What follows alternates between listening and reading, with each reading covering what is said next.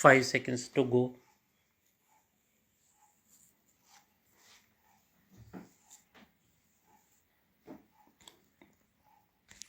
Start. I am happy to address you on the occasion of the inauguration of the first ever assembly meeting of the Global Environment Facility. It is indeed fitting that the first assembly meeting of this international cooperative venture should be held in the developing world, and that too in India. The 20th century has witnessed major developments which have momentous impact not only on the lives of human beings but also on planet Earth. These include an unprecedented growth in population and in consumption, rapidly increasing urbanization, dramatic changes in the global economic system, and the revolution in communication technology.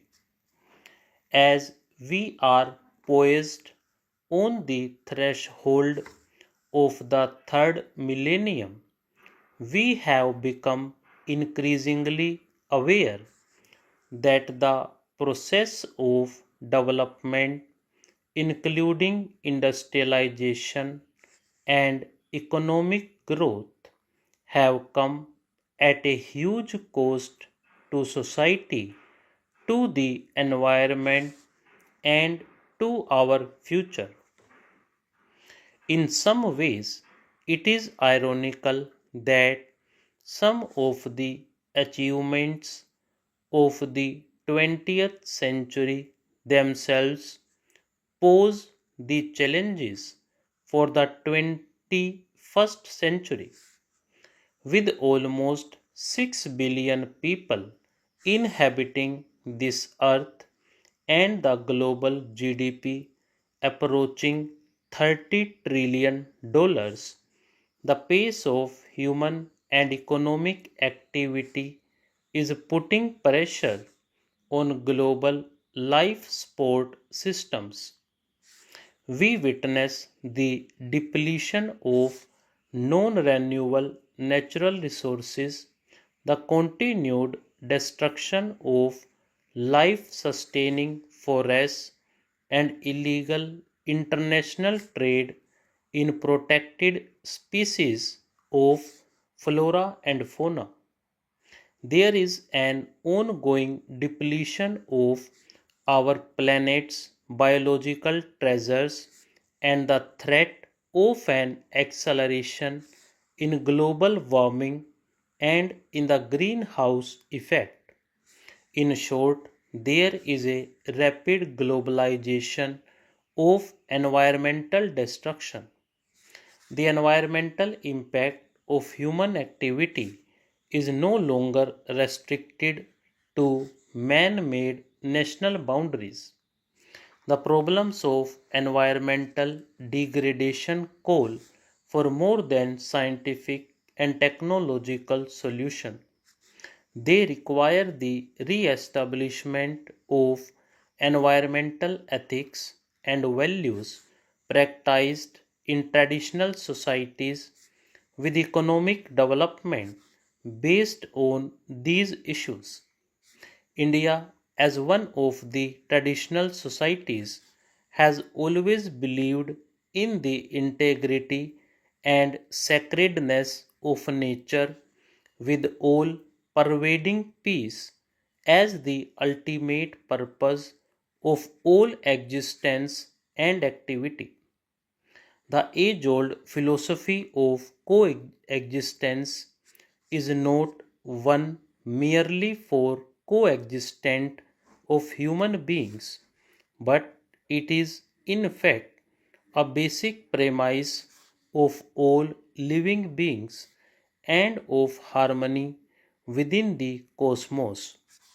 The balance of nature has to be restored, even as we have to ensure complementary and coexistence of different life forms between plants and animals and between nature and man. Based on our experience and understanding of global environment today, that sustainable development at the national level cannot be pursued in isolation. Quality of life of the nations today, as also in the future, depends to very large extent on the policies and actions that the fellow nations of the world pursue.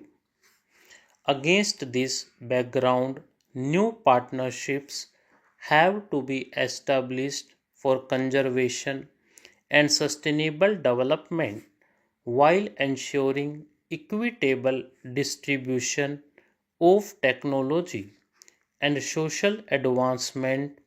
Promoting these partnerships require making the most of the diverse bunch of knowledge, skill perceptions, and of assets belonging to a wide cross section of nations and societies.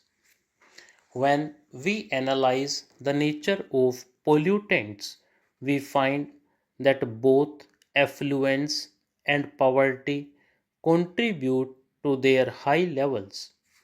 The problems of the industrialized and the developed world stem from their high levels of economic activity and consumption.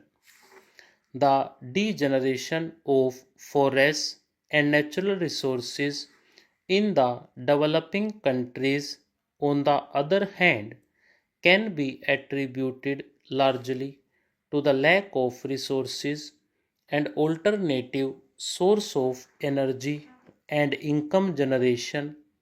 The strategies to tackle these two distinct causes therefore need to be significantly different. In the case of the rich and developed world, the issues can be best handled by laying stringent emission norms, limits on pollutants, and by enforcing these stringent norms and limitations. However, for the developing and the underdeveloped world, the best approach would be to put into place an incentive structure that would encourage conservation and discourage the scavenging of nature without compromising economic development and rapid alleviation of poverty. For the developing countries, we should make concerted efforts to facilitate and promote adoption of environment friendly techniques of production and also undertake far greater measures to disseminate information about ill effects of polluting forces as part of international efforts to contain the ill effects of environmental degradation and to encourage sustainable development.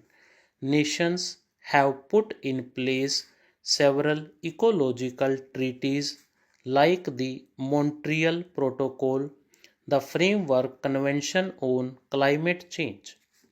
Although much attention seems to be focused on climate change, on global warming and ozone layer, very little is being done to address the environmental problems facing poor societies, whether it be paucity of clean drinking water or poor sanitary conditions.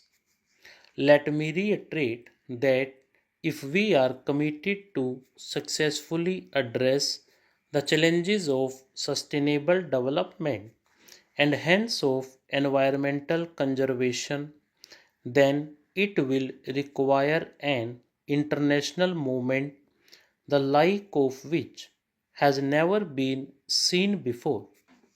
It will require effective integration of the sporadic efforts being made by the different players, whether it be international organizations, national government, or non governmental as such. Stop.